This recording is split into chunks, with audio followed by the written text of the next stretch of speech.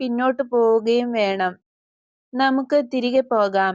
എന്തെന്നാൽ ധനവാന്മാരുടെ വാസസ്ഥലത്ത് പോകാനാണ് ഞാൻ ആഗ്രഹിക്കുന്നത്.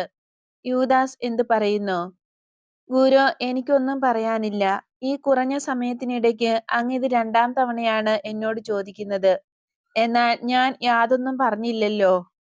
ഇല്ല, നിന്റെ അധരങ്ങൾ കൊണ്ട് നീ ഒന്നും പറഞ്ഞില്ല. എന്നാൽ നീ നിന്റെ ഹൃദയത്തിൽ പിറുപിറുക്കുന്നുണ്ടായിരുന്നു. സംസാരിക്കുന്നതിന് ഒരു ഇടനിലക്കാരന്റെ ആവശ്യമില്ല. നാം നമ്മോട് തന്നെ പലതും പറയാറുണ്ട്.